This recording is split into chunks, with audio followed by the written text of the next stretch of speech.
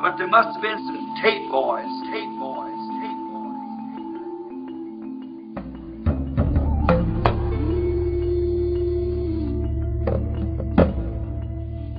Jericho, right in the line of the damned.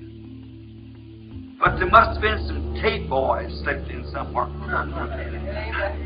for the predestinated seed. They slipped over to her house and played some tapes. She made her own house a church to receive the message. They still got them, you know.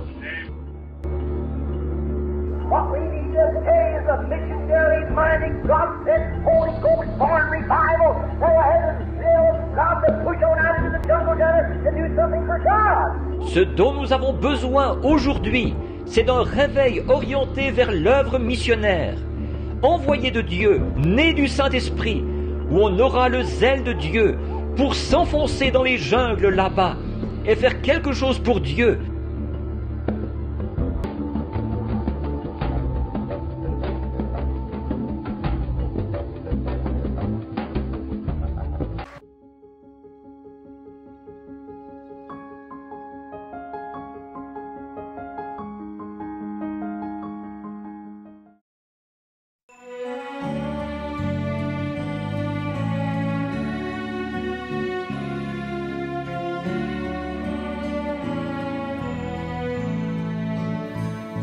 Shalom à la grande famille, l'épouse de Christ partout à travers le monde entier.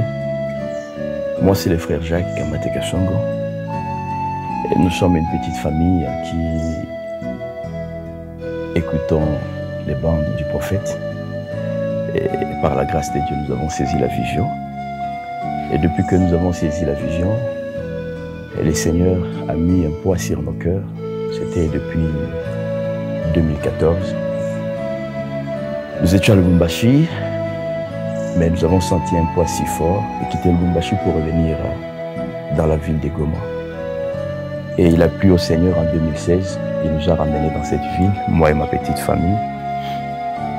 Alors on a commencé à faire jouer les bandes dans les lieux publics. Et quand on sortait pour faire entendre la voix du prophète, on partait avec notre petit véhicule. Et à un certain moment, on a compris que le besoin était tellement grand et le matériel que nous avions à ce temps-là ne suffisait pas vraiment dans notre petit véhicule là-bas. Ce qui fait que de temps à temps, on devait louer une camionnette pour descendre sur le terrain. On pouvait aller dans des marchés, dans des carrefours, selon que l'Esprit de Dieu nous conduisait. Et quand on devait parfois louer les camionnettes, soit en bis, le chauffeur, parfois il arrivait en retard, parfois on ne s'attendait pas en fait par rapport au prix et ça posait un peu de petits problèmes, mais cela ne pouvait pas empêcher à ce que l'œuvre de Dieu soit faite. Et c'est à partir de cela que nous avons senti qu'il fallait vraiment que nous soyons équipés, que nous ayons le matériel qui nous permettra vraiment de faire l'œuvre de Dieu sans beaucoup de difficultés. Nous avons commencé à soumettre ce poids à Dieu à travers la prière, disant Seigneur, viens vraiment nous donner une camionnette qui peut nous aider à prendre les instruments et pour aller faire écouter la voix du prophète messager. Il y a beaucoup de témoignages à donner, mais je serai bref. Et parfois, on quitte la ville de Goma, on part dans des villages, dans d'autres cités. Et vous verrez même des images par rapport à cela aussi. On sentait vraiment qu'on avait besoin d'une camionnette. Et depuis 2018, c'était un poids si fort. On priait là-dessus. On demandait à Dieu de nous aider. Avec les petits moyens que nous avions, et depuis l'année passée, nous avons commandé la camionnette depuis le Japon. Et c'est arrivé cette année 2023. C'était vers le mois de novembre de l'année passée qu'on avait fait la commande de ces camions. Et au début de cette année 2023, nous avons reçu des nouvelles que les camions étaient arrivés à Dar es Salaam. Moi-même, j'étais obligé d'y aller et de prendre les camions et venir avec ça jusqu'ici à Goma. Et quand nous sommes arrivés ici à Goma, nous avons, comme c'était un camion qui a été acheté uniquement pour l'œuvre missionnaire, nous avons senti qu'il serait mieux l'habiller selon le goût de la vision. C'est pourquoi vous avez vu les écritures et les images que vous voyez là-bas. Ce n'est pas une camionnette pour faire les affaires de ce monde, mais c'est pour faire bien sûr les affaires du Père.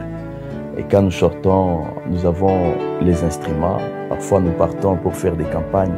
Comme dernièrement, nous sommes sortis pour aller à Minova. Et le pasteur de Minova, ils ont collaboré et ils ont accepté que leurs brebis sortent de leurs églises. Et nous avons trouvé un cadre qui était net, c'était une école. Et nous avons fait une campagne là-bas.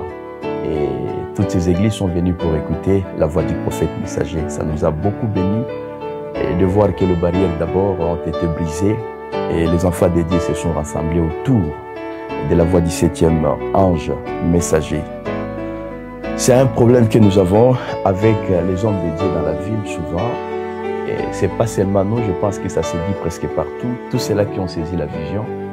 Il y en a les gens qui pensent que nous recevons le fonds de Jeffersonville, on nous envoie de l'argent. Non, non, c'est juste l'amour que nous avons de Dieu et du message.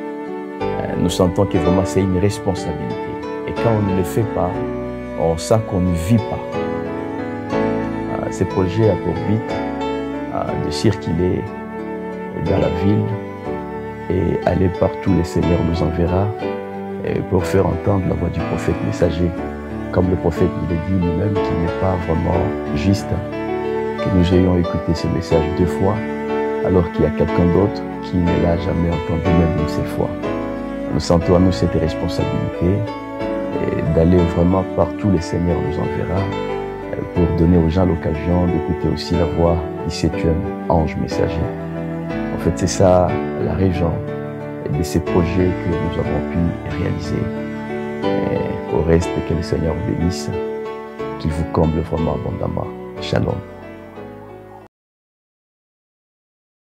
May men and women tonight catch the vision, understand what God's program is for this last day.